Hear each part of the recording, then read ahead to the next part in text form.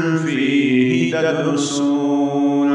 إن لكم فيه لما تخيرون أم لكم أيمان علينا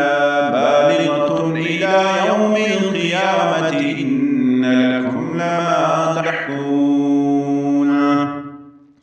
سلهم أيهم بذلك زعيم أم لهم شركاء فليأتوا بشركائهم إن كانوا صادقين يوم يكشف عن ساق ويدعون إلى السجود فلا يستطيعون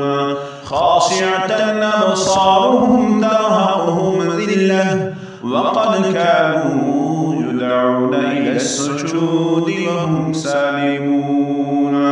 فذرني ومن يكذب بهذا الحديث سنستدرجهم من حيث لا يعلمون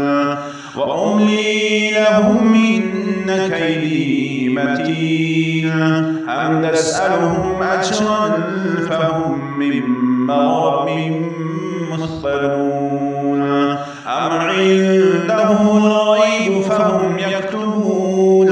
فاصبر لحكم ربك ولا تكن كصاحب الحوت إذ نادى وهو مكذوم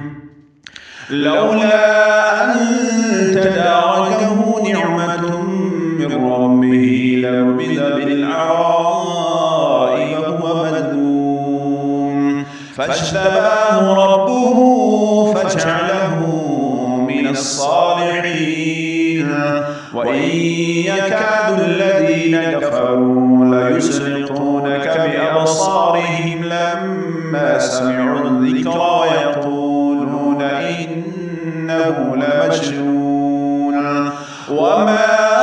هو إلا ذكر للعالمين.